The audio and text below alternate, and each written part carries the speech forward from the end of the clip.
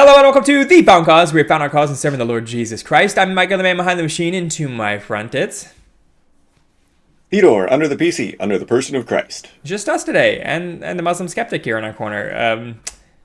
Sebastian is sick, and it's just Theodore and Michael. What an episode. We don't normally have this combo. Last reaction video that it was just me and you was one of our first viral videos. It was like a Muslim reaction video. So fun. Maybe we'll see what the Lord does with this one. But we're not about views. We're about, and this is a perfect time to talk about that. Obviously, we don't get that many views, so easy to say. But also, we do this because we like to engage. We like enough views to have any engagement, right? But we aren't picking this to go viral because I don't know. It's a long episode. Who listens to these things anyways? An hour long of this. But Modern Debate is a debate platform that does 1 to 2 hour to 3 hour debates. They're trying to make debate popular again in grand society. Not that it ever is totally unpopular, but they want it to be extra popular. So they bring on, I would call them celebrity debaters. They're not usually super serious debaters. They're usually people who are normally just speak to a camera one-on-one and pugilate. They just yell at the camera with no opponent. I'm trying to use too many fancy words. I'm not a lawyer. And so what's interesting about modern day debate is that they bring these people who are not used to debating out to debate. Sometimes they are real debaters. I will say the two that we're reacting to here, this guy goes by the Muslim Skeptic.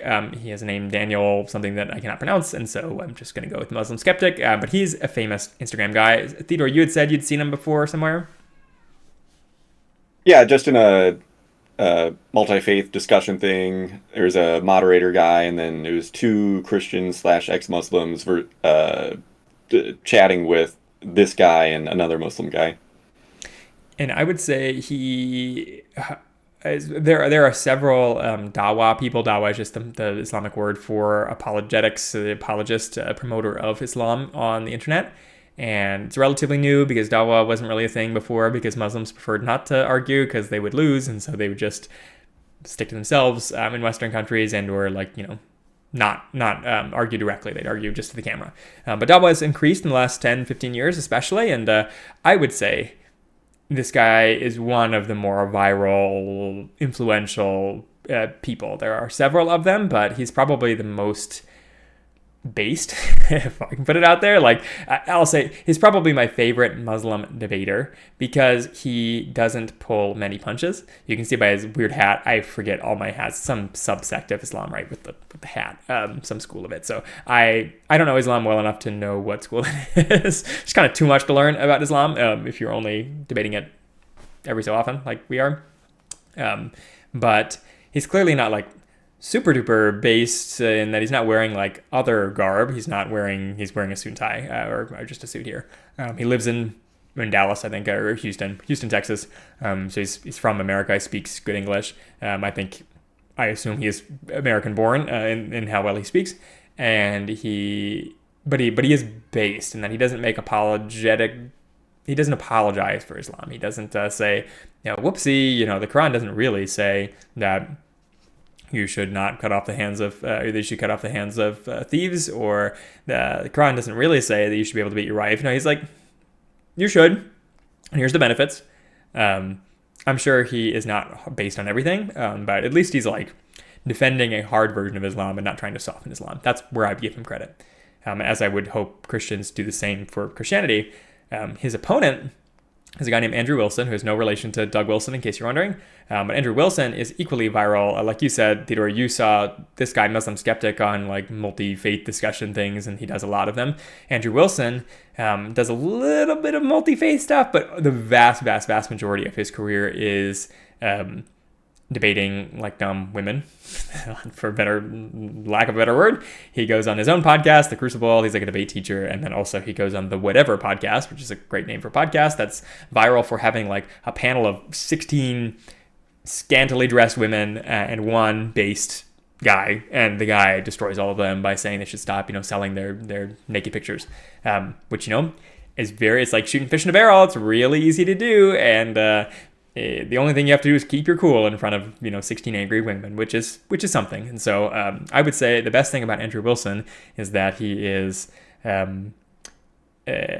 unembarrassed. He is unembarrassable. He never lets himself become embarrassed or shy. He is a yeller. He is a pugilist in the true sense of the form. He calls himself a debate teacher. I would say he is the version of debate that I think is the least useful. Just for views. Like, he's really good at acting like he just owned you and scoffing and laughing even if he did not own you. So am I a fan? No. I appreciate that he calls out, whoring. I don't like whoring. And he claims to be a Christian. I don't know the depths of his faith. He's definitely, he uses a lot of foul language, and he self-espouses here on this debate that he is not a theologian and really doesn't know much about the Christian faith. So I don't know how he's going to handle the topic, which is best for society, Christianity or Islam?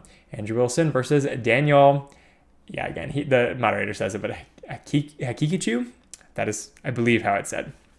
Otherwise known as the Muslim Skeptic. So we'll see how they handle themselves. I thought it was particularly awful debate from the Christian side of things. And so, to be fair to Muslims, I thought we'd talk about it and show where I think the Christian goes wrong here, where the Muslim could have been debated and we'll go from there. Okay, it's a lot of talking. Any preamble from you, Theodore, before we let this guy speak?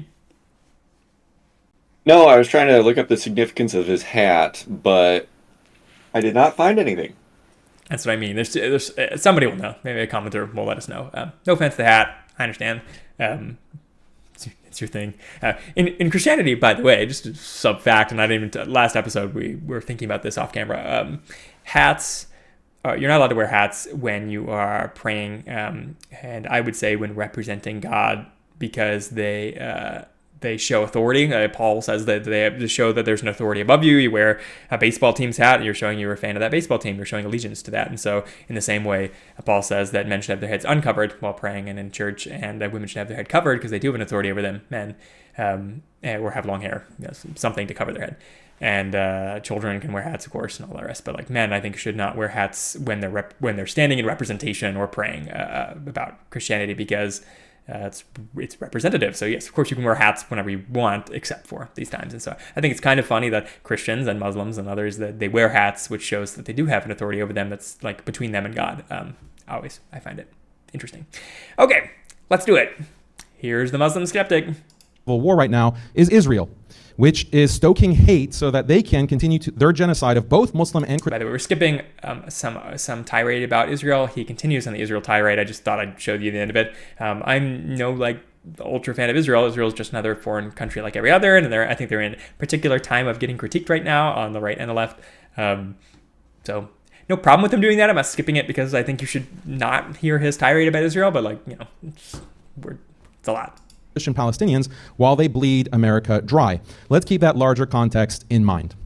So the first slide, which is best for society, Islam or Christianity?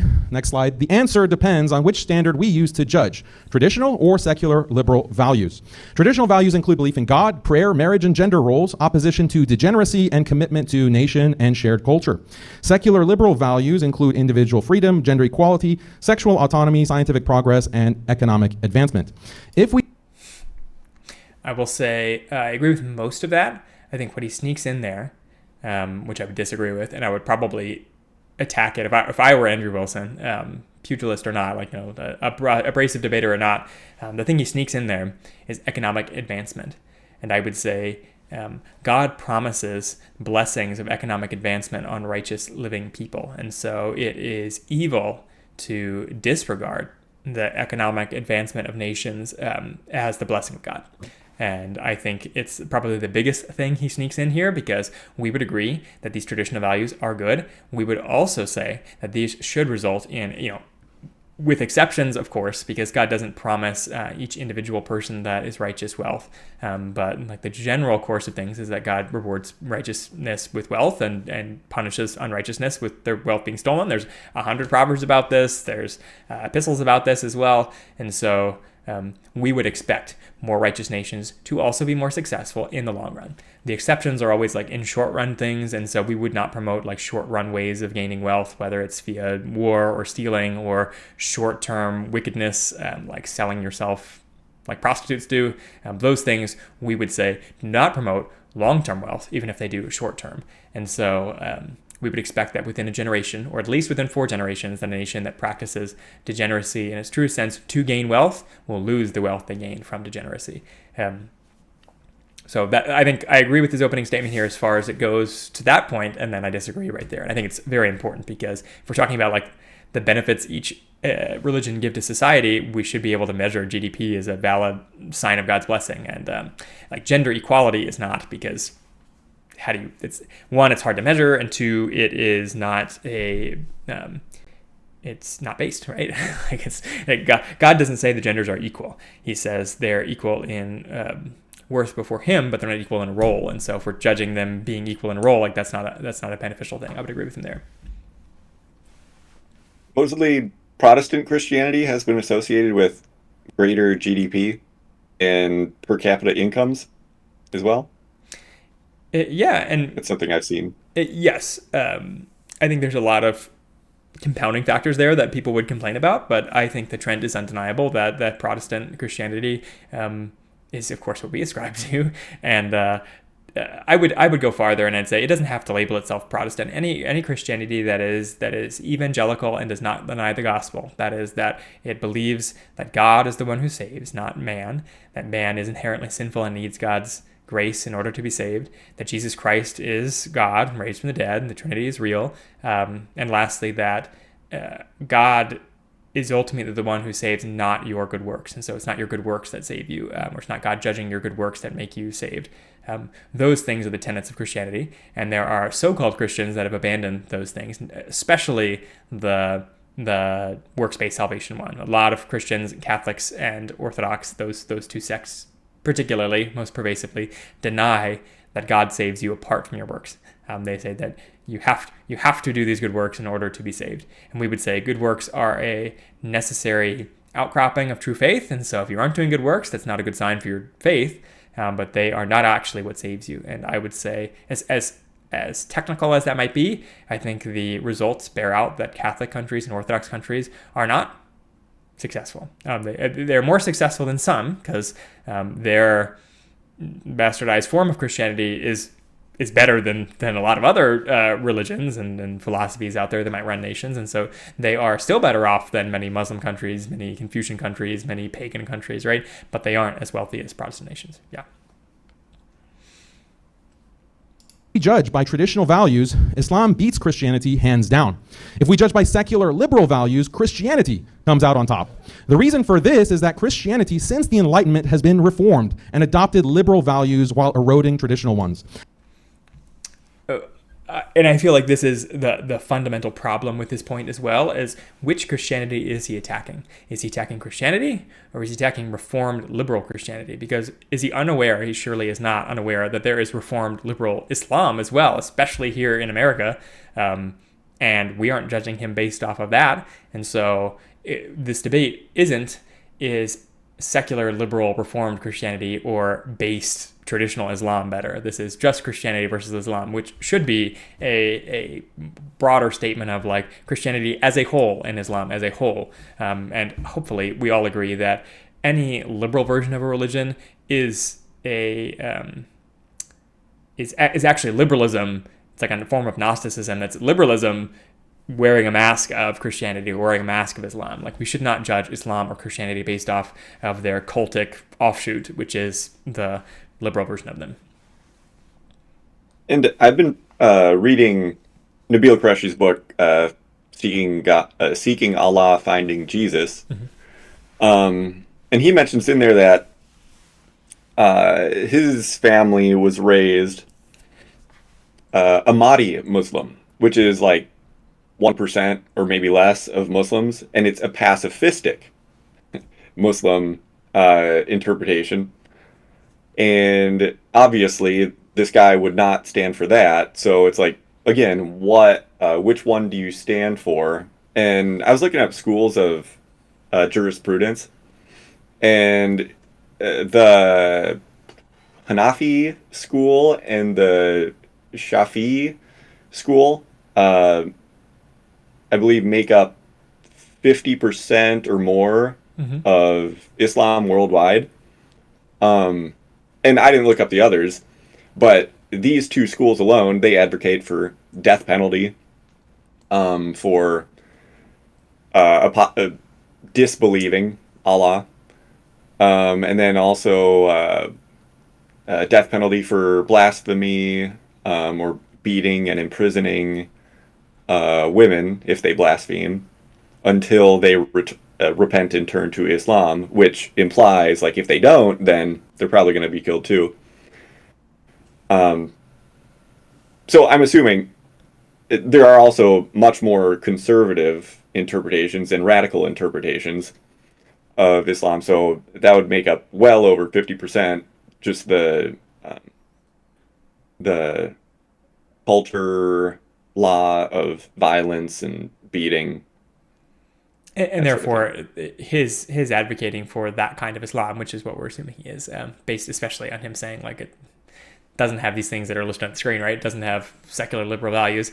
We'd say it's fair. And I think he may be surprised and say it's unfair that we are going to present a based version of Christianity because, the vast majority of Christian countries are not based. And, fair enough, but I think we should define the terms of the debate then better because if I were a Christian debater, I'd be debating my form of Christianity against your form of Islam as opposed to like Islam and Christianity as a whole because I would agree that bad Christianity is bad. Like some bastardized version of Christianity is not as good as mine, is not as good for nations as the one I would advocate for. And so I'd be with you in fighting against a lot of these secular liberal values. Again, moral progress, scientific progress, and economic advancement are all like even maximizing individual freedom potentially could all be signs of like the blessings of God, right? Like non-slavery, if that's what you mean by individual freedoms. Scientific progress is just another form of economic advancement. Moral progress, I mean, depends on what we mean by that, right? Like if moral progress is actually moral regression and that we're going away from the morals of God, then I'm not for it. But if it's moral progress, like are you getting closer to the law of God and righteousness? Well, obviously we wanted. It's kind of sad that he would say that this is a secular liberal value and that he's not for moral progress unless moral progress means something different than the words say. But gender equality, of course, we're not for sexual autonomy. We're not for, and if scientific progress means like evil science, like more ways of killing people, then we're not pro it. Maximum individual freedom, if that means allowing wickedness, like we're also not pro that, right? As far as God's law goes. And if economic advancement comes through like slavery or usury or other things that we're anti, well, then again, we aren't pro them. But just as values as in and of themselves, they're not wicked. All right. This is because Christianity is more open to evolving in a way that Islam isn't. My opponent, Andrew Wilson, claims to be a traditional Christian, but we'll see if he'll debate like a traditional Christian or like a blue-haired libtard. If he debates as a traditional Christian, he should defend Christianity. He should defend Christianity as understood before modern liberal reforms. For example, even though he's Orthodox, I doubt he'll defend Byzantine Orthodox norms, such as theocratic monarchy, the monarch's authority to define church doctrine, slavery, book bans and speech restrictions, death penalties for blasphemy, apostasy, and pagan worship, restrictions. Yeah, and in case you are an Orthodox person listening, I don't know, do you agree with these? The theocratic monarchy and monarchy's authority to define church doctrine by appointing bishops controlling church councils is definitely, I would advocate, a very traditional version of Eastern Orthodoxy. And because they no longer do those things, right? There's no monarch that rules the Eastern Orthodox Church. I feel like they've lost a lot of their old flavor. Am I pro-monarchy? No. So I'm perfectly fine with them losing that, but I do feel like those are definitely traditional of Eastern Orthodoxy. Used to be pillars of the church that they were run by the emperor, the Holy Roman Emperor, or the real Roman Empire. And considering there hasn't been an emperor for a good 500, 600 years now, you kind of lost your church, which shows why Eastern Orthodoxy is fundamentally flawed. But yes, slavery is also on there. Interesting. I mean, if you've listened to this podcast enough, you know our views on slavery, and that slavery is allowed by God in a form of debt slavery, and also enslaving of non-Christians in God's law, that is like the Old Testament law. We also know that in the paradigm of the New Testament that slavery is tolerated as Paul tolerates it, right? It's a form of debt slavery. Onesimus he's sending back to Titus, getting my guys right, sending back to Titus, hoping that he sets him free.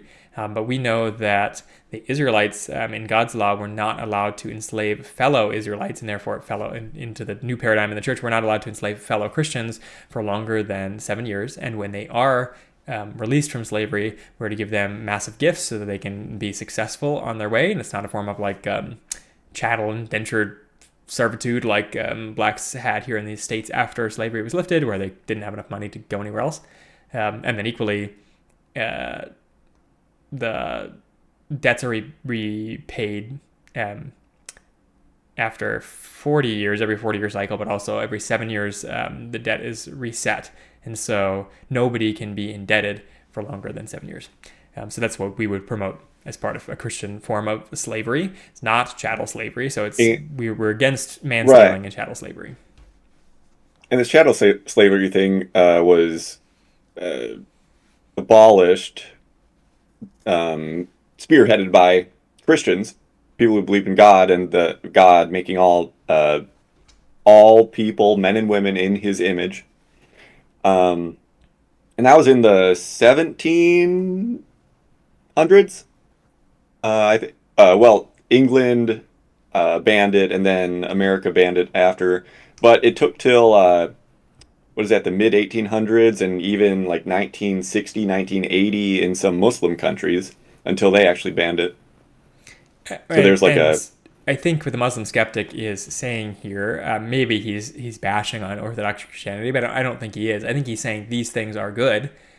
These things are reflected in Muslim countries, and they were shared by the church for many years, and now they're not. And so I think he's pro-slavery, and clearly Islam has an undeniable connection with slavery for years, and not debt slavery, like ethnic, religious, and war slavery, and like prolific, lots of it. Man-stealing kinds too, not even like official war of invasion or defense and taking the captured slaves, which, there's precedence for in the Bible. So I don't want to say that it's evil by its very nature. However, it is evil the way they did it, because the Bible forbids man-stealing, which is kidnapping people for the sake of slavery. And that's how the vast majority of chattel slavery is done. It's not proper conquest. It's man-stealing. It's like hopping off the boat, raiding a village, and hopping back on and taking the slaves. And that kind of man-stealing happened all along the North African coast, stealing from Europe. Millions of Christians were enslaved that way. Not to mention those who are put under second-class citizenship, chattel slavery in the places officially conquered by Muslim countries. And so, they're the biggest slave traders on earth are the Islamic countries. And they still often do it today. I think there be arguments that they only banned it in name because of pressure from the West, and sometimes force, like wars were fought to make them abandon slavery. And some countries still practice it today because they don't have any moral qualms against it.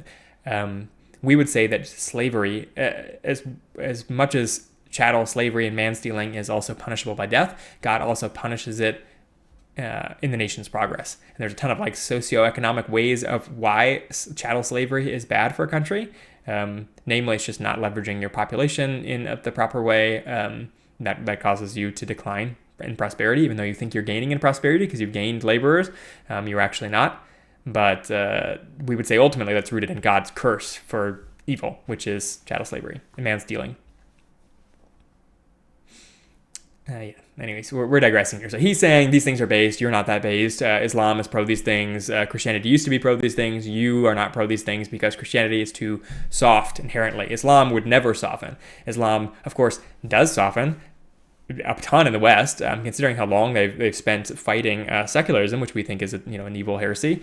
They are softening way faster than Christianity ever did to secularism, and they by and large are woker than Christians in the West. So like if you take a proportion of Muslims, so-called Muslims in the West, and then so-called like believing Christians in the West, what portion of them votes Democrat versus Republican? It's a high proportion Democrat, which is obviously a more liberal party. So I think his promotions of Islam here are mainly that they haven't had the time exposed to secularism that Christianity has, and that therefore he's assuming they will fare better, which that's a big assumption. The facts aren't bearing that out. and bans on loaning money with interest, minimum marriage age of 12, bans on divorce, mandatory veiling of women with unveiled women labeled as prostitutes, lashes for fornicators, punishing married adulterers. Veiled women. Not veiled. Traditional Eastern Orthodoxy, which I don't need to defend traditional Eastern Orthodoxy, but they don't have veils over their faces. It's head coverings, and mainly because of the stipulation by Paul on head coverings, and also just generally traditional values. As far as denoting that you are a woman, and having an uncovered head is like a way of shirking the fact that you're a woman, and like we're not about that. But we would say that head coverings are only applicable in church and when representing Christianity. And I would go further and say that Paul speaks about it. The one section that he speaks about this in, he denotes that long hair is also a valid head covering. And so I would only be promoting it for those who do not have long enough hair to show that they have some authority over them. Like cutting off noses or sewing them into sacks and burning them alive, execution for homosexual acts, limits on Jews through bans on Jewish proselytizing and building new synagogues. If we look at a timeline of Christianity, for 1700 years, Christianity upheld its pre-modern norms of slavery, female subordination, monarchy, punishments for blasphemy, executions for adultery. After the Enlightenment, Christians began reforming. It's the Enlightenment's also not. I mean, there's like so many things historically wrong with this. In fact, that plenty of Christian nations were not monarchies and they have the same values way before the 1700s. So if it's like a slow decline since the 1700s, it's not a full picture because the decline happened way earlier than this, like in the 800s, 700s, 600s, whenever republics were starting to form in Christian nations. So it's just not an accurate view of the West or Christianity. And it's, I think, a verifiable historical fact that every nation goes through cycles of good and bad, and Christian nations have been going through cycles of good and bad for years. And the 1700s this is just another cycle. And we've had even like ups and downs within this period from the 1700s to today, as far as economic progress and basedness and like moral uprightness and non-uprightness. And so saying that it's been a slow or fast decline since the 1700s is not actually accurate, because we've been better than the 1700s at some points, and we've been worse than the 1700s at some points in between here. So it's not accurate to say the Enlightenment has destroyed us. The Enlightenment is the introduction of secularism to the mainstream. And so as far as that goes, secularism has had a steady rise since the 1700s with some bumps in the way. So if this is a map of when secularism happened, yeah, it's been happening for 300 years. But frankly, there are heresies that took a lot longer than that to extinguish, like Gnosticism and Arianism and Pelagianism that still kind of remain today. So 300 years isn't that long to kill heresy. Their religion to match secular values, and that liberalizing process continues today with the acceptance of homosexuality, LGBT rights, and modern feminism. Even though he's a conservative, Andrew already accepts huge chunks of this liberal reform. He's fine with abolishing slavery, rejecting monarchy, ending blasphemy, and adultery punishments. His conservatism simply draws an arbitrary line at a later stage, roughly 1950s America. But libtard progressives follow that same reform trajectory, just a few stages or steps further. Andrew isn't defending traditional Christianity, he's defending his preferred arbitrary stopping point on a progressive path he already agrees with. And this is where I think we were debating, Theodore or myself, we would refute this. I don't know what Andrew will say. He spoiler alert, he doesn't address any of the arguments from Muslim Skeptic because he doesn't know what to say.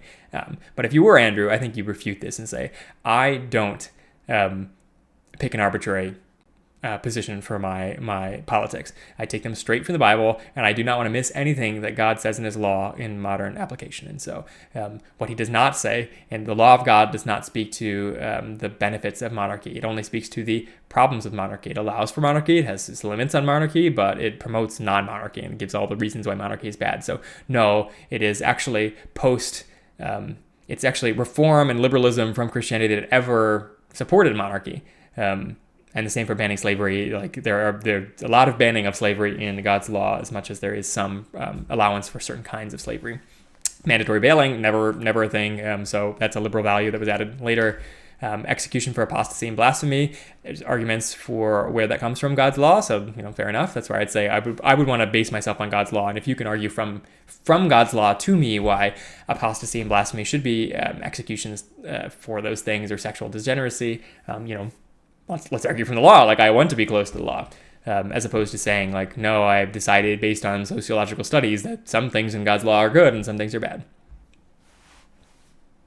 In other words, the difference between him and the libtards is quantitative, not qualitative. Just a dispute over where to halt the same ongoing cucking to secular liberalism. So Andrew's conservatism is not principled, it's arbitrary. Given this, I predict Andrew will debate like a blue-haired libtard today and use a pro-liberal strategy against Islam. Because again, Christianity can't beat Islam on traditional values for the simple reason that Islam isn't amenable to reform the way Christianity is. So he'll likely attack Islam exactly like a blue-haired alphabet person would by calling Islam backwards on marriage, gender roles, and scientific and economic progress. But if Andrew attacks Islam using secular liberal values, he faces a dilemma.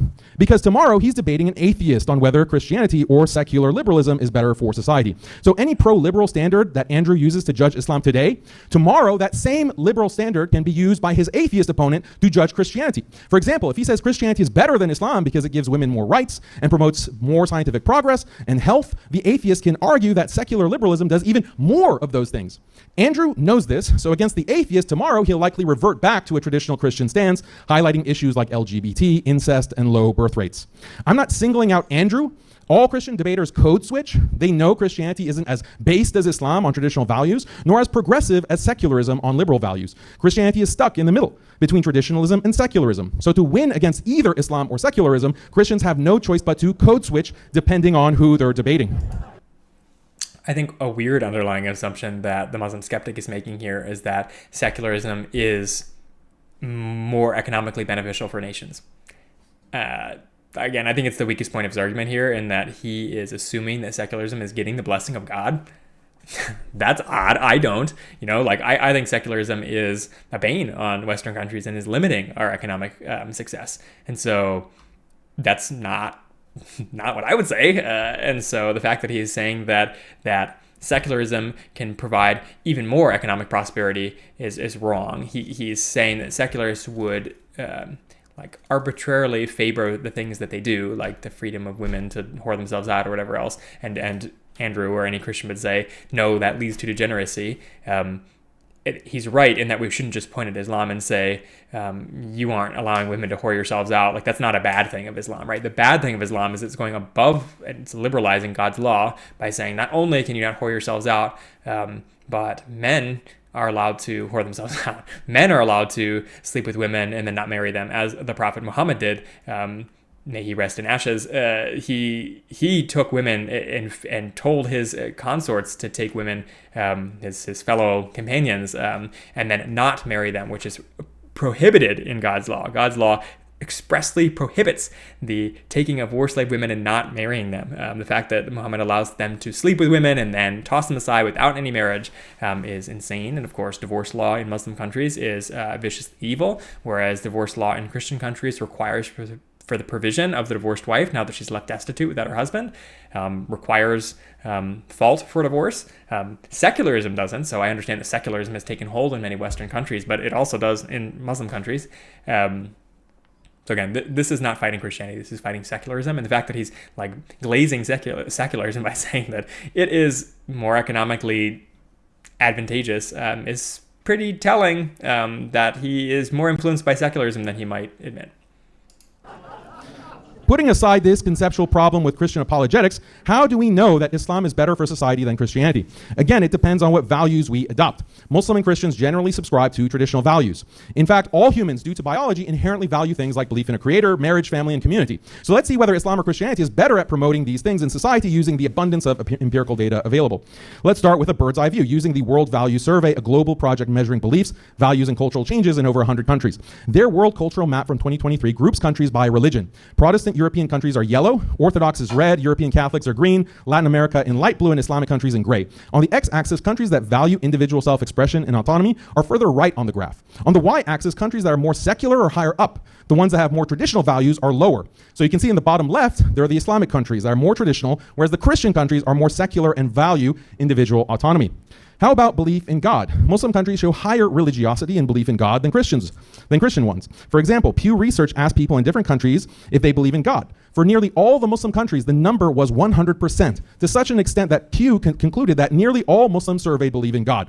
Another Pew dataset shows Muslim countries. What's interesting here, if you look at the map, Lebanon is a Muslim country by the same standards that America is a Christian country, and Lebanon does not have these stats. Why, might you ask? Lebanon's not even on here because he doesn't want to. That this study doesn't want to show it or whatever. It wasn't interesting enough for them. Lebanon is highly mixed, right? 60% Muslims. Of the Muslims there, like 30% of them are some weird sects, the Alawites. There's also Christians there. There's Druze there. There's straight up secularists there. Secularism is a religion in Lebanon, like it is in the U.S. And so places where you do not have the infestations of other religions, you have a lot of belief in God. Yeah, no duh, right? Like if you have a unified culture, you have a unified culture. That's what that means. And so in a place like Bangladesh, Indonesia, Kenya is a Christian country. Happens to be 100% belief in God over there. It also has Muslims, of course, in it. And Nigeria, similarly, Christian country, ostensibly, right? It has a lot of Muslims in it, so they share that. Ghana has a lot of Muslims in it, but also Wait, Christians. Nigeria is not a Christian country. What? Nigeria is not a Christian country. What would you call Nigeria? Actually, written out an article thing about the paradox of a secular state. Talking about Nigeria. They designate it as like a diocracy, or like a theocratic kind of thing where there's 50% Christian, 50% Muslim, but whoever is in charge, which is usually Muslims, and they persecute Christians, basically. So Nigeria is a strange struggle of religions, and obviously there's recent things coming out about how Christians are being killed all over the place there. Yeah, Nigeria is kind of like a non-nation in that they are actually like 3 or 4 major tribes that have been combined into a nation. And so the north of Nigeria, made up of, I think, 2 tribes, is Muslim and is a very different Nigeria than the south of Nigeria, which is far wealthier and Christian. And so, at least, in name Christian. And so, and same for the north, in name Muslim. Yes, so Nigeria is a tale of two cities in that like half of Nigeria geographically is 100% Muslim and half of Nigeria geographically is 100% Christian. Okay. Yeah. Sure. So I mean, it's And kind of unfair to show them on the graph because they're not really one nation. They're really at least 2, if not 4. And I was going to say, Christians are more likely to be honest on a survey, I think, because Muslims obviously, as we've said, as most people know, if you say you don't believe in God, or if you're apostate, if you disbelieve, you're going to be subjected in some way, if not killed, depending on if you're a Muslim previously. So naturally, Muslims have more threat, consequence to be forced to answer, yes, I believe in God. Whereas Christians are generally free, unscathed, to say whatever they want, if they believe or not believe. And you can also see that like people who profess to be Christians believe in God. You can see the Philippines, Brazil, Colombia, Malaysia, South Africa, Mexico. Like there's a lot of 99s here as far as like Christians believe in God. And then they've got this bar going, religiously unaffiliated people don't believe in God. Well, yeah. So any country that you measure where secularism has taken root is going to have this problem. So this is really a debate against Christianity's ability to resist secularism, which I think would prove that Christianity is way better at resisting secularism than Islam. It's just secularism hasn't made it to Islamic countries yet.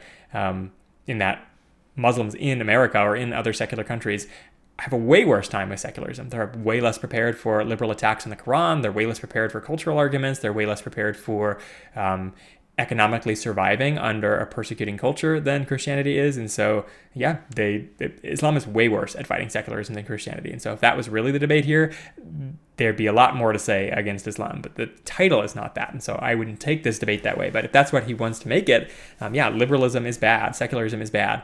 And the countries that it infects, yeah, they're bad. They're getting degenerated, and we should work to fight it. But Islam is not the way to do that. Bangladesh, Indonesia, Malaysia at the top of global belief rankings, while Christian countries are split with Kenya, Ghana, and the Philippines high, but the US, Spain, and France low. What about religiosity? On this map, all Muslim countries are dark purple, showing the largest share of religious followers. All Muslim countries, I'm seeing some missing ones there. I'm also seeing some Christian countries that are highlighted in dark purple as well. Interesting graph. Like these graphs he's saying, they say something that not even the graphs say. And like, how much do we put credence in these graphs? I don't know. But like, I see a lot of missing Muslim countries there, and they aren't dark purple. Why wasn't Iran included? Why wasn't Iraq included? I mean, I'd think they'd be pretty high. But Azerbaijan would be a perfect example of a country that probably is not super religious. Lebanon is missing there. Jordan is missing there. I don't know what Jordan would think. Syria, similarly, has kind of a mixed religious deal going on. Algeria, Tunisia, more liberal. Somalia, depends on where you go, more liberal. Sudan, split, but northern Sudan could be liberal. A lot of African countries. You can see there's some high purple Christian countries like Brazil, again, so-called Christian, but Christian, Peru, etc. So like this graph is not saying what he wants to do. Christian countries, except Latin America, are much lower, like the US, Europe, and Russia. Pew studied how important religion is to people's lives. And for Muslim countries, they're dark yellow, indicating 80 to 100% of people saying religion is very important to them, while most Christian countries are much lower in gray and blue. The 2024 Integrated Values Survey confirms this. In majority Muslim countries like Indonesia and Egypt, over 97% say religion is very important, whereas in Christian countries like Mexico, the US, Russia, and Germany, religion matters far less. There's also giant outliers here. China and Japan being the two I'm thinking that are not Christian countries and yet have super low on the scale here. And so if it was really Christianity being uniquely bad against secularism, you'd expect that China and Japan would be just fine, but they aren't, because secularism is the problem here, not Christianity. Another key metric is religious switching. Pew shows Christianity in red has the largest net loss of followers, while Islam in green has the highest net gain from conversions. I think you're pretty behind on the slides. Yeah, there it is. Right. Now let's look at family and gender roles. Muslim societies have higher rates of marriage than Christian societies. Notice how the percentage of married individuals of both Muslim women and men, indicated by the red and blue arrows, is higher than Christians, since Christians are more likely to delay or forego marriage. We can also look at divorce laws. Christian countries mostly allow no-fault divorce, while Muslim countries often have fault-based divorce or other limitations on women. When it comes to fertility... And are you fighting Christianity, or are you fighting the secular governments of Christian countries? Because I think most Christians would argue that there should be fault to divorce. Pew research shows that Muslims are at 2.9 globally, whereas Christians are at 2.6. And even when you break it down by region, Muslims in Europe, the Asia Pacific, and Sub-Saharan Africa have more children than their Christian counterparts. Muslims also have the largest families by household size, at 6.4 members per household compared to 4.5 for Christians. Due to both higher birth rate and higher net conversions, Islam is the fastest growing religion projected to meet and exceed the Christian population in 25 to 50 years. How about sexual behaviors? Research in American Sociological Review show Muslims, due to religious conviction, are less likely to have premarital or extramarital sex than Christians. Some Christians might claim this is only due to self-reporting bias, because Muslims are less likely to admit to engaging in these behaviors, but we can account for this by benchmarking against other variables, like medical abortions and death rate from HIV/AIDS, which directly correlate with extramarital sex. Data shows abortion rates are highest in Christian regions, and death from AIDS are highest in Christian countries in Africa, Russia. Abortion is expensive, which is why richer countries are able to abort. I'm obviously very anti-abortion, but that is the number one metric for are you able to have abortions in your country, is do you have the money to pay for it? Which is why that's a dumb stat of his to say that Muslim countries are less likely to abort. They're also way poorer. As you can see, abortions are way... this isn't even a map of abortions, but if you were to map abortions, they would also be really low in poor African countries that are Christian too, versus the US. AIDS is regionally located. That's really what this map is showing. Like, yeah, it's promoted by intravenous drug use and obviously gay sex. That's like the main thing. But South Africa and Southern Africa is not really known for gay sex. And so we know that is the number one spreader of it, except for consanguinity, that mothers pass it on to their children in breast milk, and then also birth and being part of the mother while they're being born. And so it's a regional disease, and that's why it started in South Africa and it spread to the rest of South Africa, because Southern Africa as a continent, because it is a regional disease. It is spread by homosexuality. I'm not denying that, but that's there's a lot of homosexuals in the U.S. And you can see that we're not red. So the math isn't mathing here, and that there's not that many homosexuals in Namibia, and yet they have high rates of AIDS. and Latin America, but lowest in North Africa, the Middle East, and other Muslim regions. Regarding acceptance of homosexuality, Pew shows Christian countries are far more accepting, even after controlling for economic factors. Regarding attitudes towards gender equality, World Value Survey asked whether men make better leaders than women, do men have more of a right to a job than women, etc. They took the answers to these questions to create a grading system which shows that Muslims are far below Christians. Now, if we were a bunch of liberal simps, we would count this in favor of the Christians. But since we're all red-pilled, we recognize that the Muslim countries are based and the Christians are simping. Same when it comes to other gender equality metrics. Christian countries, whether in the West or Latin America, Russia, value gender equality more than Muslims. That's a bad thing for many reasons. Looking at other societal health metrics, research shows Christian countries have much higher rates of alcohol and drug abuse.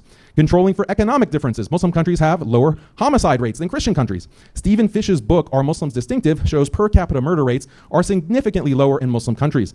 I mean, there are a lot of compounding factors here, not to be lame, but he is bringing up sociological studies. Pretty much the entirety of this debate is sociological studies. And so I think if you're going to debate with sociological studies, you have to contend with sociological objections. One of them is there's so many compounding factors in why a nation has high homicide rates that don't have to do with religion. For example, poverty rates and rule of law and things like that. And so things like Indonesia and Pakistan are both Muslim countries, very high proportion Muslim countries, and yet there's a 6 times greater murder rate in Pakistan than Indonesia. Why is that? If we were just looking at the Muslim countries, we might say that Islam has not a factor at all here in the murder rate, and I would say probably not that big of a factor in the murder rate here because of the vast swaths. For example, also Italy, Catholic and not that religious, but famously pseudo-religious, and Colombia, both Christian countries, but Colombia has a 62 times the murder rate. Maybe there's something else going on here than the faith of those involved. I'm going to guess drug trade. I'm going to guess other murderous ideologies like communism that are in Colombia that are not as prevalent in Italy. I'm going to guess cultural unity as far as Italians being unified as Italians and Colombians being split between different regions. It's one of the many reasons why there's higher murder rates in non-homogenous countries versus homogenous. Female homicide rates are also lower. Rates of rape and sexual violence are likewise lower in Muslim countries and highest in Christian countries. Multiple studies show that the suicide rate for Muslims is much lower than Christians. These stats show Islam outperforms Christianity in upholding religion, marriage, family, and community, making Islam better for society. We can examine why Islam consistently excels in these areas. First, Muslims are much more attached to religion than Christians because Islam is more compelling and intuitive than Christianity. For example, Says what? Says you, I guess. Now he's abandoned the sociological studies. I think, once again, excuse me, he's really mapping secularism's spread, which is another disease. And it just was started in the West. And so just like AIDS, started in South Africa, and now it's spreading from South Africa. And so it started in the West. And so it's spreading from the West in the West to other countries. And so, the reasons why Muslims are less secular are not because Islam is more theologically intuitive. It's because it didn't start in Islam. It didn't start in Islamic countries, and it's mainly spread through English, which is not a language often spoken in Muslim countries, and therefore it's not as effective at spreading to those places. That's, I think, the major barrier here. If you're going to argue that Islam is more theologically intuitive, give me some reasons, right? But you're not giving me one. Monotheism is easier to grasp than the Trinity. Go ahead. I was wondering if he includes suicide bombers in that suicide rate. I hope so. I don't know. Because Muslims have used the Quran and Hadiths widely to argue the benefit of suicide bombing. They've got to be a pretty small heaven. percentage, though, as far as deaths from suicide. There's a lot of suicides in the U.S. Bombs are expensive, man, if only for that reason. But Islam being more theologically intuitive, obviously he gives no support for this. Are religious texts better preserved? Absolutely not. The opposite, actually, because Islam is in its super duper infancy of being able to determine whether or not its religious texts have been preserved. They haven't been, is a short on that. As far as the most prominent version of the Quran you'll get is one created in Egypt, and it's different than the one produced and disseminated in Yemen and in Iran and other places, not to mention the heaps and heaps and heaps of hadiths, which is really the primary source of Islamic faith is from the Hadiths and not the Quran. And the Hadiths differ all over the place. Like there's so many texts to even examine. And so the fact that they're in vicious ignorance of how unpreserved their texts are, I guess makes them think they're better preserved. But I guarantee you that the struggle that Christianity has had against secularism has nothing to do with textual criticism. We fought the battle and we won it. Textual criticism is not the reason that people leave Christianity. It's because they want sin. That's all.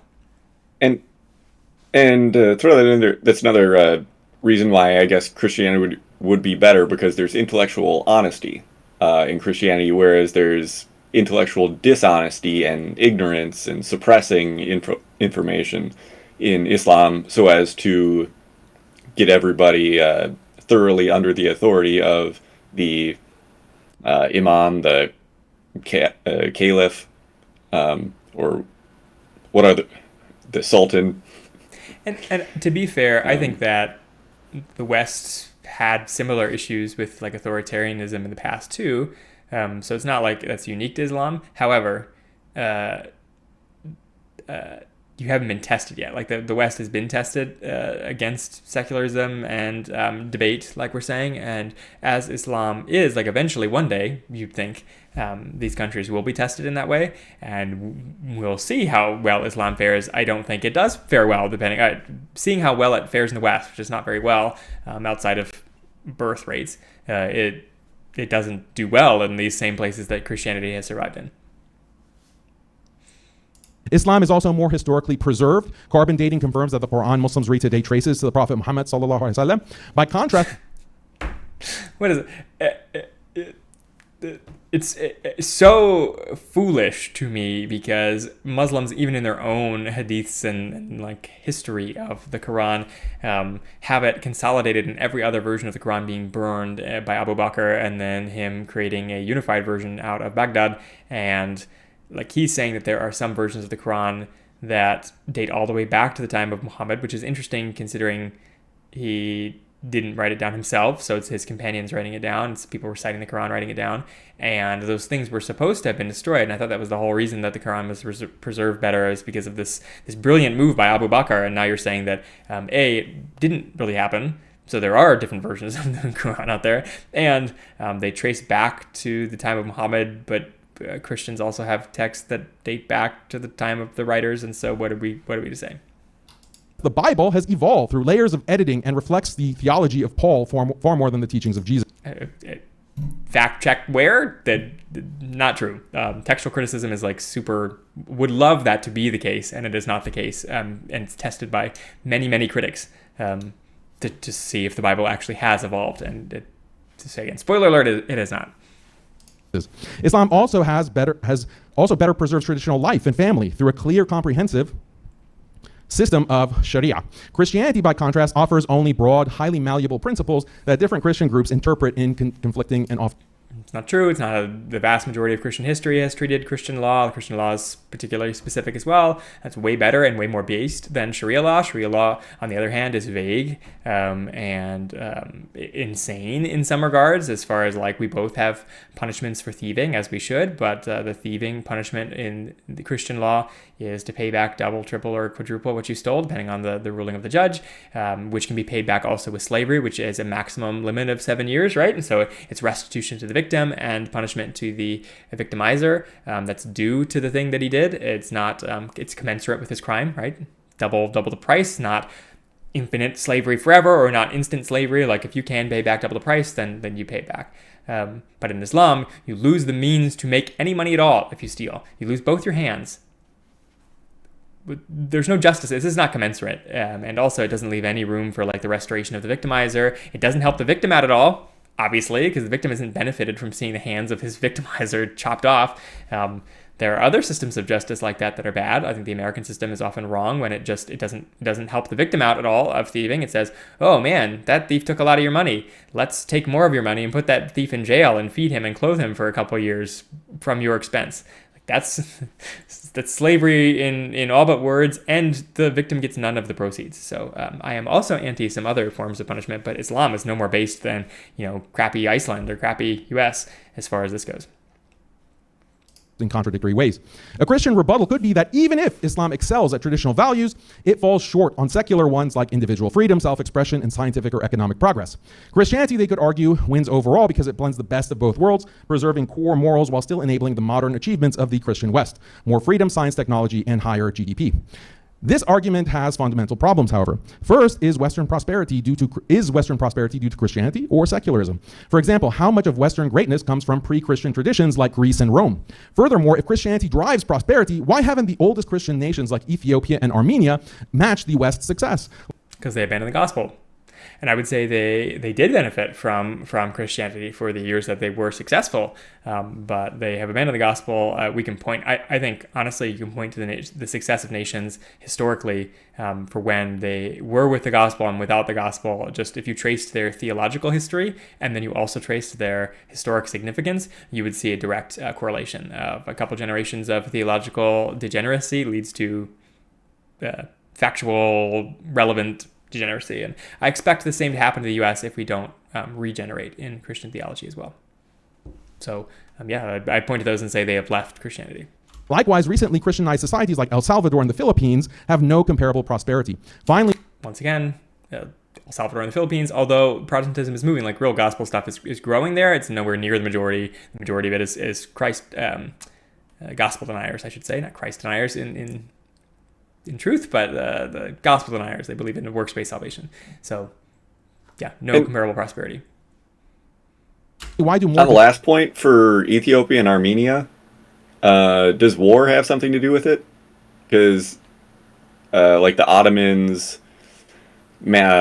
massacring Armenians in the 1890s and 1909,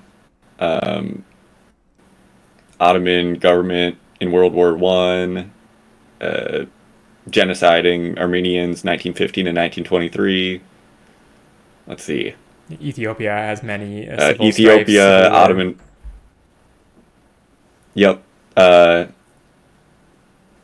Yeah. From Islam. Sorry. Civil war from I Islam. just said war probably has something to do with prosperity. I don't think it's the only thing, but definitely. He would probably argue that it shows their lack of prosperity that they lost wars to the Ottomans, or they lost wars to the Oromo people of Ethiopia or whatever else. Azerbaijan, most recently, to Armenia. And I think it's fair enough that like a more prosperous nation is probably going to take over a less prosperous nation. I think that's fair enough. I think that over long-term periods, you see if conquest was righteous or not based on how well the conqueror is able to use those lands. And I would say the conquered places of the Ottomans reverse thrived. They did not thrive. They did worse under Ottoman rule than they were, I think, in the vast majority of cases. I can't even think of one that thrived under Ottoman rule versus the previous rulers. Like maybe Byzantium in its dying days was doing worse than it was under Ottoman rule, but that's probably a lot more to do to war and infighting and other things that aren't related to faith. So in the same way, like, was managing Armenian lands better than the Turks? Were Armenian Christians, quote unquote Christians, managing their land better than Muslims?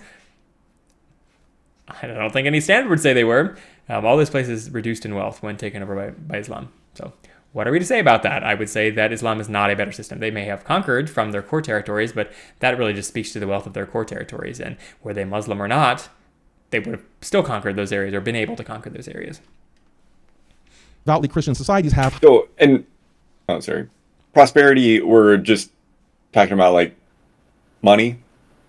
Then, because I was thinking also of like Mennonites or Amish, and I feel like they're pretty prosperous wherever they go. Like they're hard workers, they provide for each other, but they don't build armies because they don't believe in that. They don't believe in building armies to conquer other people or enslave other people. Yeah, and I think money's the easiest way to tell prosperity. But sure. There are other forms. I just think we should probably try to quantify, like number of children is something, lifespans is something, quality of living is something. Usually those translate to like money and land ownership and like influence like that. But sometimes they don't. So like Mennonites and Amish, I think we should account for them. I honestly, my take on the Amish and Mennonites, I think that they have squandered their wealth because of their positions, and not because of pacifism, but just because of their commitment to not progressing.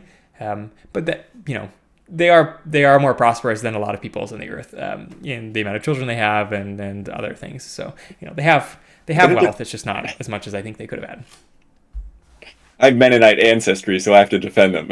And I have not seen it. Worse than the Mennonites. They lost their wealth. I don't. Nah, never mind. We're an hour in, and honestly, I wouldn't say they squander their wealth. This is how we would react. You're seeing how we would respond to the Muslim skeptic. We're gonna give like 5 minutes to Andrew Wilson because you'll see his argument in the first 5 minutes, and that's all it is. And there is cross-examination, and you are welcome to watch it on your own, dear viewer. It is Andrew Wilson pounding on the table his opening statement and never engaging with a Muslim skeptic, really ever. So again, I didn't watch the last 30 minutes of the debate, so maybe he does change, but it was painful to listen to. So we will listen to him, just not very much. Higher poverty and violent crime than more secularized Christian ones. Therefore, it's far from clear that Christianity is the secret sauce to scientific and economic progress. But there's a deeper problem. Mixing traditional and secular values never works. It's like mixing paint and paint thinner. Whenever societies try to combine traditional and secular values, traditional values get abandoned. This is actually what is... It is not true. There's many attempts at secularizing the U.S. way before the 60s or whatever we decide that it's been secularized today that failed. And like I note the 1800s, the great revivals, the 1800s, the 1700s. Also, there was a period of time that secularism was winning out. The founding fathers were definitely in a period of time where atheism and deism were taking over, and that was eliminated. So no, Christianity is actually very good at fighting secularism. It comes in waves, and right now we're in a wave. Happened in the West, which was deeply Christian 200 years ago, but now has become the center of atheism and secular decay. This didn't happen overnight. This happened because Christians 150 years ago tried to mix traditional Christianity with the secular idea of progress. This happens because traditional values are based on duties. Preserving religion requires imposing duties on people to worship. Preserving family requires imposing duties limiting sexual freedom and providing care for children and the elderly. Preserving a nation requires duties to uphold shared norms, honor national symbols, or limit immigration. So preserving traditional values necessitates all these duties. The problem is duties are hard work requiring personal sacrifice. Because of this, duties necessarily restrict individual liberties while also generating inequality and discrimination. This is a problem for secular liberalism, which strives to free people burdened by duties. So the secular liberal system gradually eliminates duties to maximize individual freedom. This is done through two means: moral progress and scientific progress. Moral progress means, for example, liberating women by telling them they don't have a moral duty to serve their husbands. Scientific progress means inventing AI companies for the elderly so that little Bobby doesn't have to spend time talking to grandpa. I don't know why he would admit to both those things being progress if he doesn't believe they're progress. Like why use the left's words when you don't need to? I would say both those things aren't moral or scientific progress if they're genuinely bad. I think AI can absolutely be progress, and certain advances that we've had since the Middle Ages can be called moral progress, but they both have to do with adherence to God's law and not to some other standard. Usually we think of progress as a good thing, but clearly progress can seriously damage society, because if you get rid of duties, this will weaken institutions of religion, family, and nation. The decay has been ongoing in the West since the 18th century, when liberal ideology kickstarted moral and scientific progress. Consequently, yes, the West has the highest GDP, but religion, family, and nation are weak, and people live as atomized individuals pursuing endless pleasure through tech-driven consumption. If you watch tech elites shaping Western society, you'll notice their transhumanist vision, Neuralink AI, etc. This is the logical endpoint of unchecked moral and scientific progress. The question is, which religion can stop this? Christianity has already adopted liberal secularism. Sorry. Running out of time. And reformed itself by those standards. Even the most conservative Christians, like Andrew, won't take the radical steps needed to turn back the clock 200 years and stop the inevitable transhumanist future. The most radical thing Andrew calls for is banning OnlyFans, maybe putting Christians in charge of America's government so that they can ban abortion, trans kids, and introduce public prayer. This won't stop, this won't slow down, let alone stop the freight train speeding humanity toward destruction. Islam, by contrast, offers the Sharia, comprehensive moral and legal, a comprehensive moral and legal framework that governs every dimension of life: individual conduct, family structure, community obligations, and social order. It does not merely tweak the secular liberal system, it represents a fundamentally different paradigm. And because Islam preserves a duty-based morality rather than dissolving it, it retains the internal resources to resist the liberal atomization and technological dehumanization. Thank you very much for that opening from Daniel. Anyway, he really argued against secularism. And we're on the same team there. I've got the timer set for you, Christianity has a proven Andrew, track on your record first of word. beating secularism. So, Good job, man. The fun thing about debate is you get to actually get in the mind of your opponent. What? What happened? Oh. The fun thing about debate is you get to actually get in the mind of your opponent. You get to... If you didn't see, he has a slide called Inbreeding in Muslim countries and has a bunch of ugly inbred people and is saying that the Muslim skeptic is inbred. Funny. Study and dissect the things that they say and believe.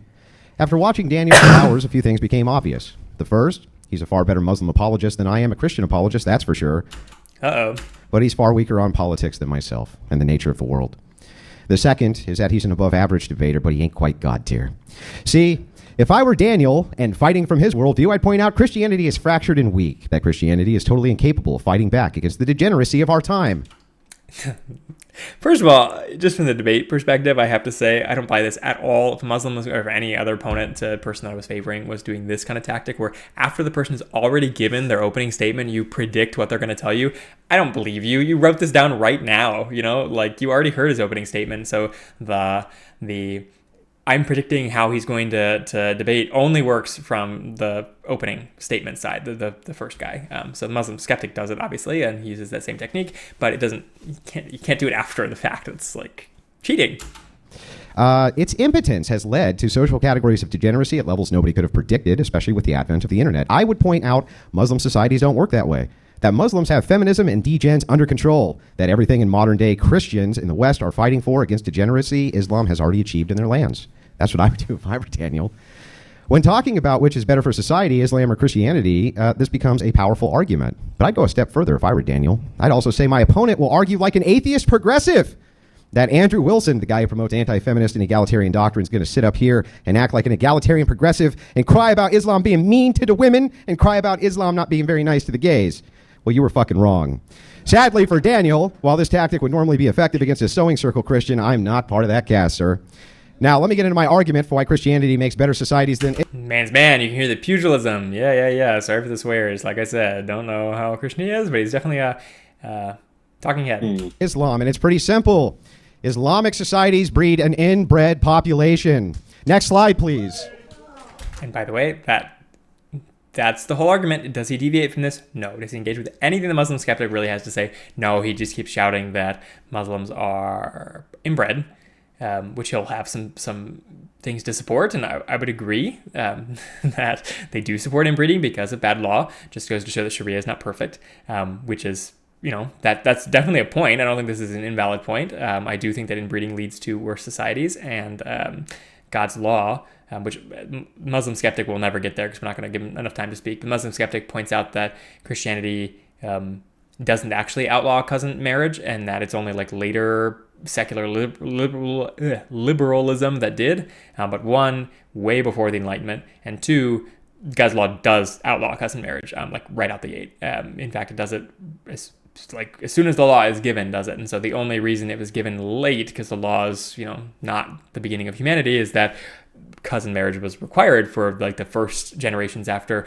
Adam and the first generations after Noah. Like eventually you have to marry cousins. So like Abraham married cousins, Sarah is his cousin. And so he wasn't subject to the law then. But once we were inbred too much, right, God gave the law. And so the law has stood ever since Moses, right? So it's been a little while. So the Bible does outlaw cousin marriage. And and so it goes, right? And Islam does not. Islam specifically doesn't not outlaw it. It promotes it. And by nature of human societies and inheritance laws and greed and whatever, and tribalism, cousin marriage allows you to never marry outside of your immediate family, which promotes like hoarding of wealth, or like thinking you're hoarding wealth by doing this. But there's a lot of arguments as to why you do want to marry outside of families, for like high societal trust values, and also like potential risk reward things you get by marrying outside of your family and having success that way when you wouldn't have had it within the family, like gaining new skills inside of the family, things like that.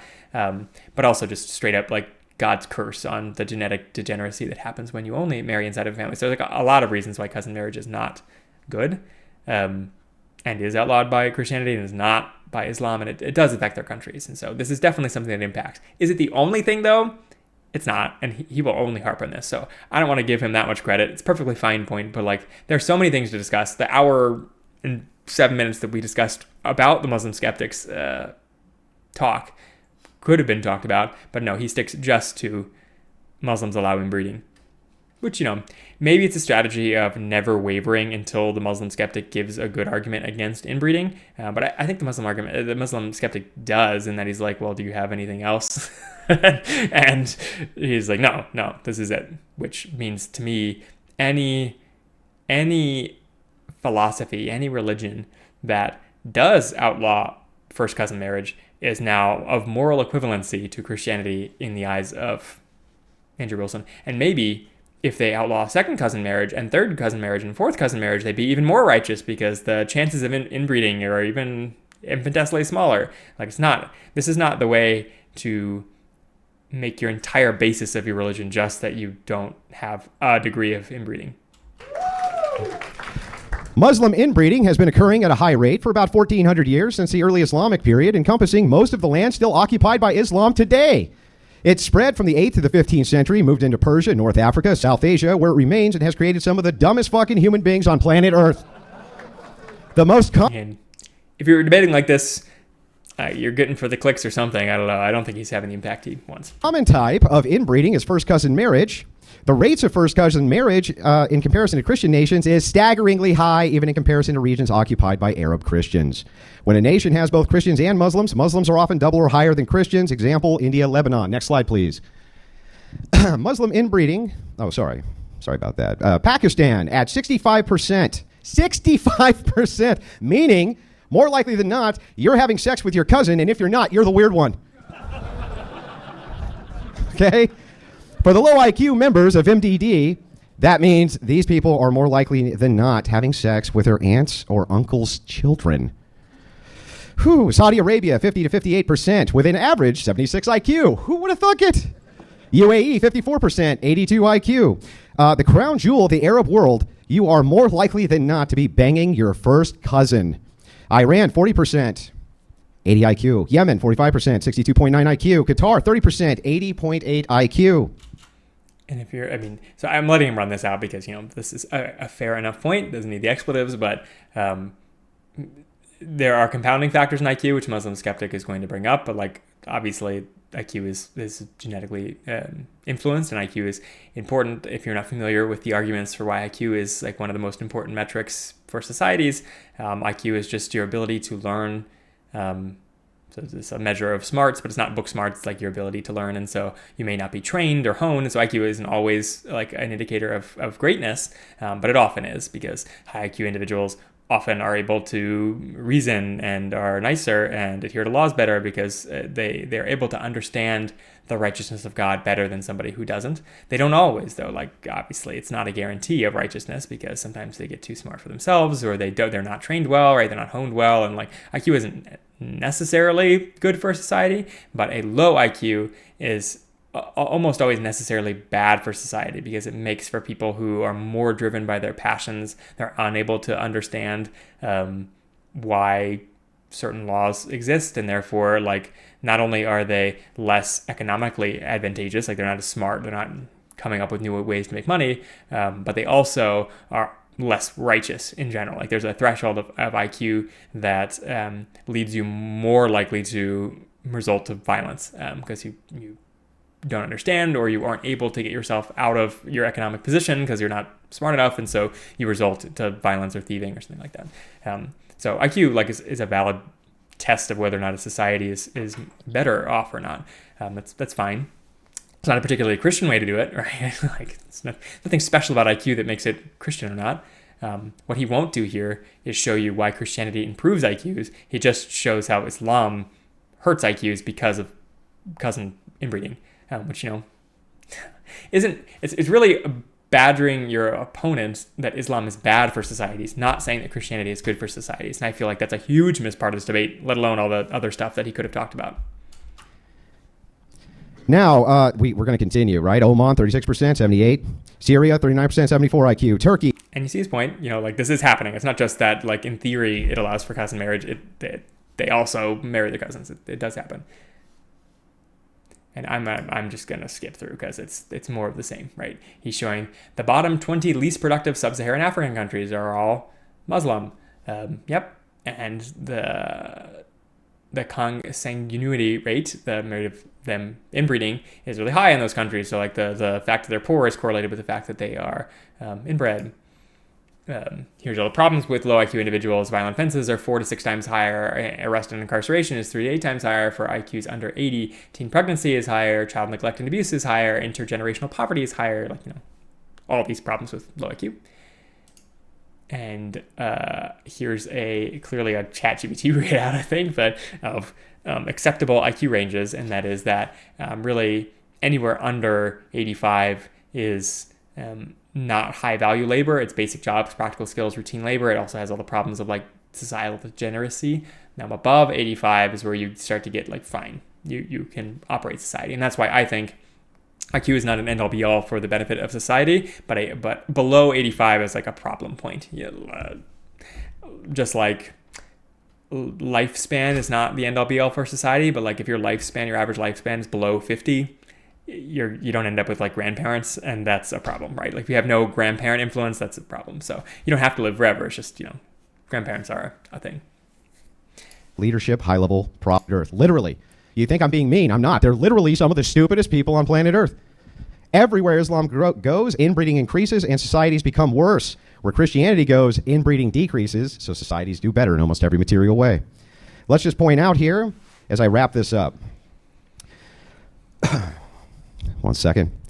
So it's clear here that my argument summarized, though this isn't its entirety, is that Islam creates huge societies with large swaths of people with IQs so collectively low, they would be considered developmentally challenged, borderline retarded here in the West. Not kidding. Due to this side effect, force doctrine becomes the order of the day. Because the technological difference in capabilities of each people group is so vastly different, think Apollo mission compared to Starship Enterprise, Islam must literally bank on the benevolence of Christians to not wipe them off the face of planet Earth. They are basically, the feminists of the East, totally reliant on the goodwill and benevolence of global Christianity, not to just not exterminate them. Okay?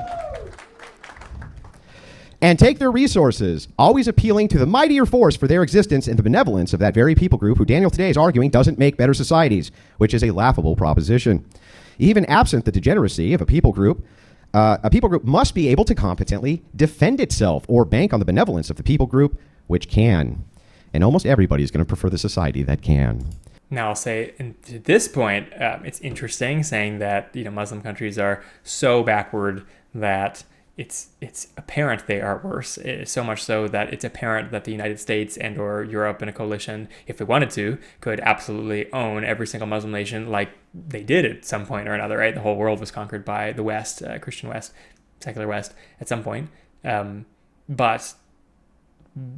But this is kind of the Muslim argument circa 700, 800, right? Like, we are bigger and better than you. We're so prosperous that we have taken over all of your strongholds. We took over Constantinople. We took over Jerusalem. We took over Egypt. We took over North Africa. We took over Spain. You would prefer to be on the winning side, and therefore you should be a Muslim. And so it's not a consistent way to attack. I think more apparent here is what he's saying about them taking rich societies and making them worse. And that's where I think economic stuff has into play. Like, did Istanbul/Constantinople do better under Muslim rule than non-Muslim rule? And was it due to Islam, or was it some outside factor? I think the evidence speaks for itself that no, it did not do better under Muslim rule. Again, maybe towards the very end, like when it was dying and completely surrounded by the Turk, was doing worse. Yes. That's like an argument from the economy, but Andrew isn't really posturing it that way. He's posturing it like you're so lame that you're the feminists of the East because we could squish you like a bug. Yeah, I guess so, but that's it's not proof of a better society necessarily. I think you have to look at long time horizons, which I think the West wins there too, like Christianity wins there too, but this is just, like, in all ways, he's not arguing perfectly here, especially for a debate coach, so-called. I don't know if you have any final thoughts, Theor. There is rebuttal. The viewers at home can look at that if you'd like. It's mostly Andrew harping on the fact that Muslims are inbred. No, I don't think I have anything else. So I guess to Muslims watching, we would say we know that this was not a great debate from the Christian side. Hopefully you heard our points and have something to say to them in the comments. I think we can have constructive criticism. I'll say the Muslim Skeptic is one of my favorite Muslim debaters because of the way he debates. I do think he's on the losing issue though. Like it's hard to defend an idea that is inferior. And so what I would call balls and strikes where I see them, I think the Muslim Skeptic's presentation was okay. And I think Andrew Wilson's was awful. So, yeah, not a win for Christianity here, even if Islam is a losing debate topic. And ultimately, what makes the greatest society is truth. And that truth is in Christianity, in whom we have found our cause. And we found our cause in serving Lord Jesus Christ, yeah. In Jesus. Sorry. You outro us, Theodore. Do it. No, but you... we have found our cause in serving Lord Jesus Christ. I've been Theodore under the PC, under the person of Christ. And above me on the screen, I think, is Michael. Michael, the man behind the machine. Thanks for listening. If you want to see the rest of our episodes, you can go to Spotify and iTunes, where you can find The Found Cause there. We're also on YouTube, and we're also on Facebook if you want to see our beautiful faces, and even more beautiful faces of Andrew, the bearded man in front of us, Andrew Wilson, and Mr. Daniel, goodness gracious, Hakikachu. Thank you, Hakikachu. Until next time, we talk about something completely different, I promise you. Thanks for listening. Bye.